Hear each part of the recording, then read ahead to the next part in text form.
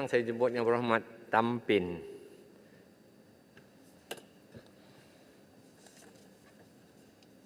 Bismillahirrahmanirrahim. Alhamdulillahirrabbilalamin. Wassalatu wassalamu ala rasulillah wa ala alihi wa ashabihi ajma'in. Assalamualaikum warahmatullahi wabarakatuh.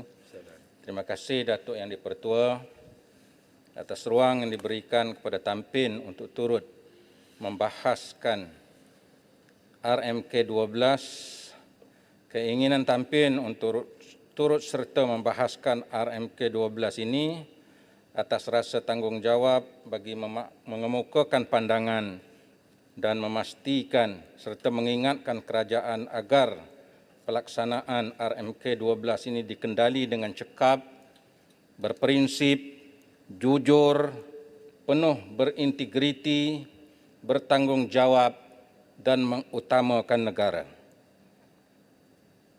RMK yang ke-12 yang tertangguh pembentangannya telah menggariskan beberapa isu penting dalam melakari pembangunan 5 tahun yang akan datang. Bertemakan keluarga Malaysia, makmur, inklusif dan mampan. Banyak isu disentuh yang terangkum dalam 10 bab yang dijadikan sasaran. Sekalipun rancangan tersebut merangkumi semua aspek, namun Tampin mengharapkan RMK 12 ini dapat dilaksanakan dan dapat diurus dengan penuh kebertanggungjawaban dan realistik untuk dicapai. Ia bukan sahaja bermain dan berlegar dalam bahasa dan angka yang cantik dan menyeluruh, namun pelaksanaannya Tampin khawatir tidak mampu direalisasikan dan mencapai sasaran yang sebenarnya. Datuk Yang Dipertua, negara mesti bebas dari sebarang bentuk penyelewengan, ketirisan dan salah guna kuasa. Untuk memastikan tadbir urus kerajaan yang baik, Tampin menggesa kerajaan supaya memperkasa badan penguatkuasaan seperti SPRM, institusi polis, jabatan kastam ataupun jabatan-jabatan yang bersangkutan dengan penguatkuasaan. Semua institusi tersebut mestilah diperkukuh dalam pelbagai aspek agar institusi tersebut betul-betul bebas untuk memastikan perancangan yang telah diatur dapat dicapai ataupun dapat mencapai matlamatnya. Dan untuk memastikan organisasi yang melaksanakan mengikut peraturan yang telah ditetapkan. Pasukan penguatkuasaan ini amat penting untuk diperkasa dan bebas daripada sebarang bentuk tekanan supaya kita dapat mengelak daripada berlakunya penyelewengan atau ketirisan. Setiap anggota yang melaksanakan tanggungjawab ini mestilah mempunyai prinsip yang kukuh, integriti yang tinggi, kejujuran dan tahap kebertanggungjawaban yang tinggi dengan meletakkan kepentingan dan mengutamakan negara daripada kepentingan pribadi. Datuk Yang Dipertua, kebebasan semua institusi tersebut mestilah dilakukan serentak dengan perancangan yang hendak dilaksanakan. Institusi tersebut mestilah bebas dari pengaruh dan tekanan politik. Kita tidak mahu lagi mendengar badan-badan tersebut dipengaruhi oleh kuasa orang politik yang menyebabkan institusi tersebut dipertikai kewibawaannya.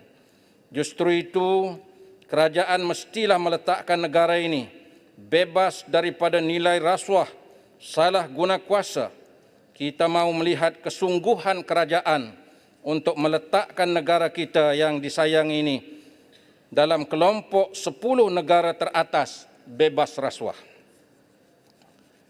Datuk Yang Dipertua, apakah kita masih mahu terpegun dalam kedudukan yang statik sejak RMK 11, iaitu 2016 sehingga 2020, masih di tahap 49, 47, 53, 53, 51 skor indeks rasuah negara kita. Apakah kerajaan telah meletakkan tanda aras yang jelas dalam menurunkan skor indeks rasuah ini Atau apakah kerajaan tidak berkeinginan merealisasikan hasrat agar sejajar dengan pencapaian negara-negara yang bebas rasuah seperti New Zealand, Denmark, Switzerland, dan lain-lain negara 10 yang teratas yang bebas rasuah. Sebagai sebuah negara Islam yang agresif, kita mestilah bertekad untuk menjadi contoh kepada gerakan penghapusan rasuah semaksimum di peringkat global untuk memastikan supaya setiap lapisan masyarakat di semua peringkat membenci dan jijik dengan rasuah. Saya mencadangkan supaya kurikulum selebas pendidikan di peringkat awal prasekolah ataupun sekolah dimasukkan berkaitan dengan rasuah. Datuk Yang di-Pertua, kesejahteraan hidup merupakan satu bentuk pengukuran kualiti hidup yang diukur secara psikologi atau dalaman yang melibatkan beberapa dimensi seperti kegembiraan, kepuasan hidup, harga diri, kecekapan diri, kehidupan berkeluarga, pekerjaan, pendidikan dan keuangan. Namun apa yang berlaku sejak kebelakangan ini, kesejahteraan hidup mula dipertikai, di mana kita dapati terdapat peningkatan dalam kematian akibat kes bunuh diri yang dilaporkan di Malaysia pada tahun 2020, yaitu sebanyak 631 kes berbanding 609 kes pada tahun 2019. Sehingga Julai 2021, sejumlah 638 kes bunuh diri telah dilaporkan oleh PDRM berbanding 262 kes bagi tempoh yang sama pada tahun 2020, yaitu peningkatan sebanyak 143%, yaitu 1.3 kali lebih banyak daripada yang sebelumnya. Datuk Yang di-Pertua, walaupun laporan Indeks Kesejahteraan Rakyat Malaysia 2019 telah menunjukkan peningkatan sebanyak 0.6%, disokong pertumbuhan positif dan kesejahteraan ekonomi sebanyak 2.3%. Namun apa yang berlaku, kesenjangan pendapatan dan pembangunan masih ketara yang mempamerkan ketidakseimbangan di antara bandar dan desa, antara wilayah dengan wilayah yang lain, antara bangsa dengan bangsa yang lain.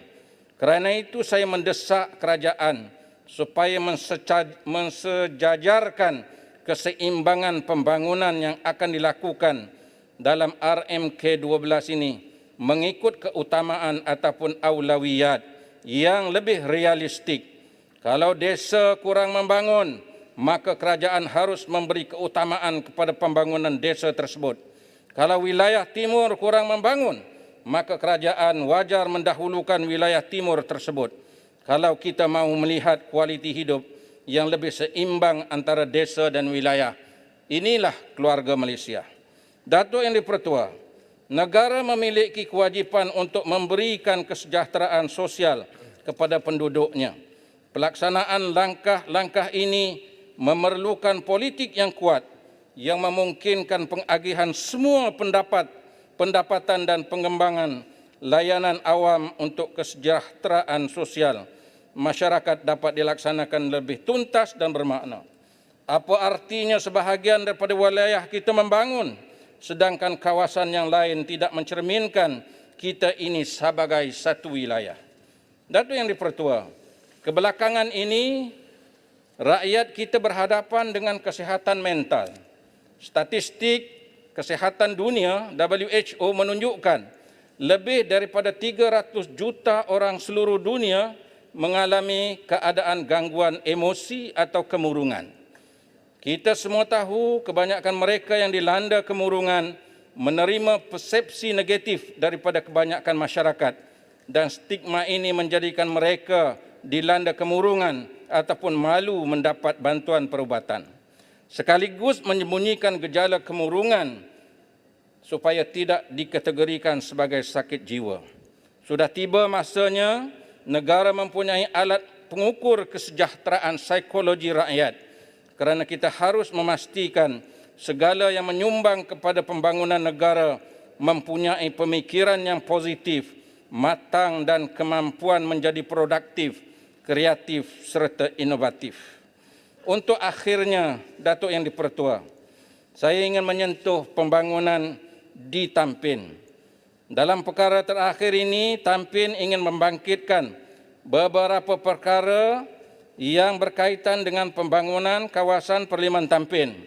Apa yang selalu dibangkitkan oleh masyarakat setempat, bagaimana beberapa projek yang tertangguh yang telah diluluskan dalam RMK ke-11 atau peruntukan dialihkan ke tempat yang lain. Saya memohon penjelasan kerajaan berkaitan dengan Jalan Pintas Gemas, Jalan Felda Bukit Jalur ke Gemas, kampus penyelidikan Agro Universiti Melaya masih belum dijalankan. Walaupun ianya telah diluluskan,